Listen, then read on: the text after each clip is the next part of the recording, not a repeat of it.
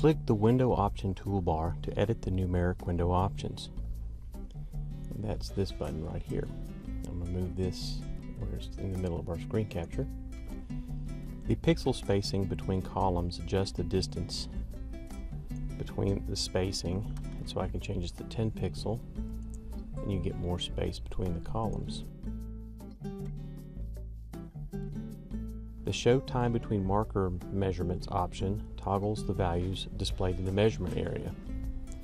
So you can turn that on and off and place the markers, and you don't see anything over here.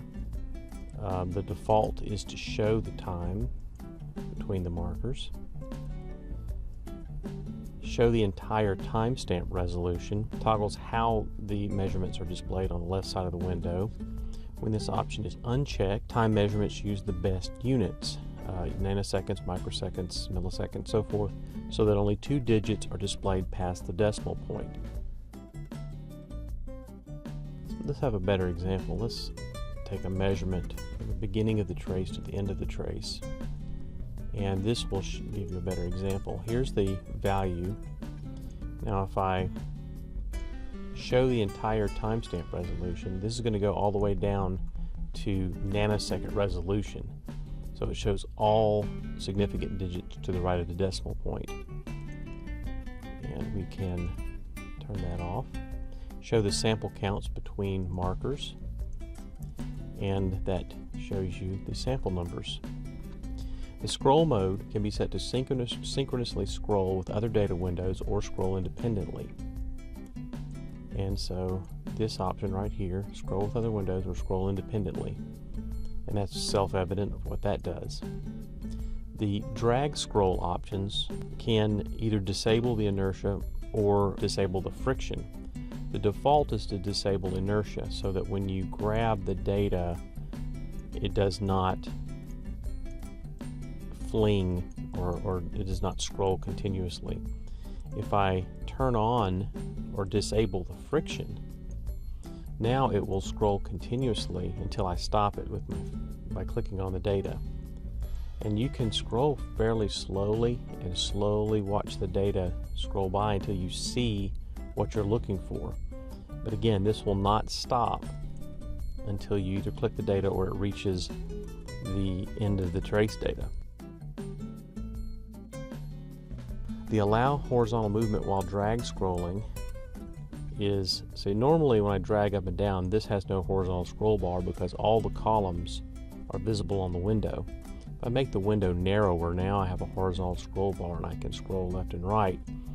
When I'm grabbing the data, normally it does not allow you to, that option's unchecked, it does not allow you to scroll horizontally. The show hand cursor while drag scrolling option, some people do not like the large hand indicator on the data. That's always there to remind you that you can grab the data and drag it up and down, but some people prefer not to see that.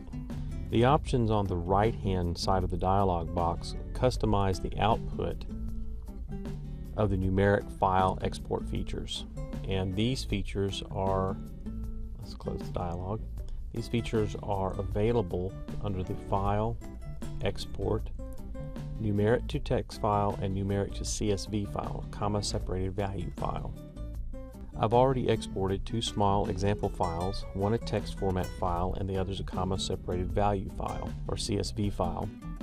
As you can see, the text file output mimics the output of the numeric window. So the first is a sample numbers, first column. The next column is the address bus, which is visible here.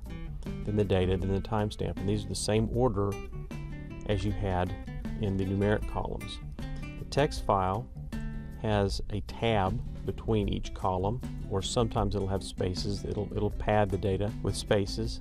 The CSV file is similar, however there are no spaces or tabs between the columns.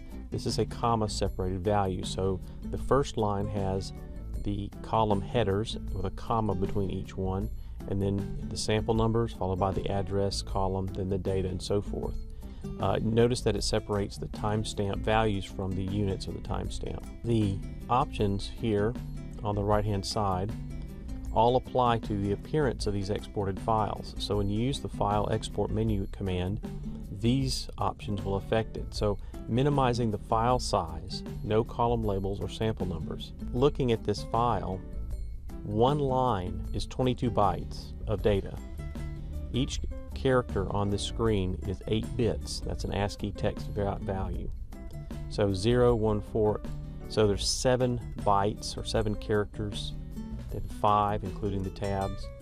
This whole line is 22 characters long. If you export 100 million samples, then your file will be 220 million megabytes large, and it would take a very, very long time to export that data.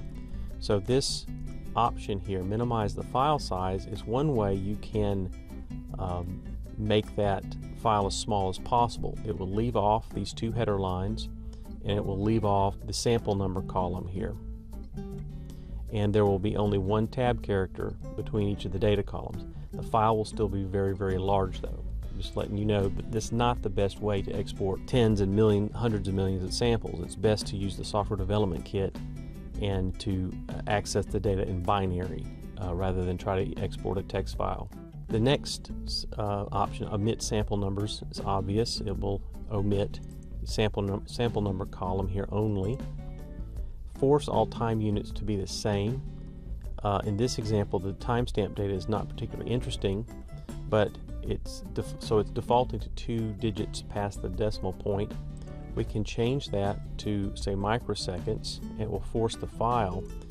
All of these values will be 0.02 microseconds instead of 20 nanoseconds. The force all timestamp units to be the same option makes it easier to import the text data into some analysis packages like Excel or MathCAD. The next video discusses dual numeric windows.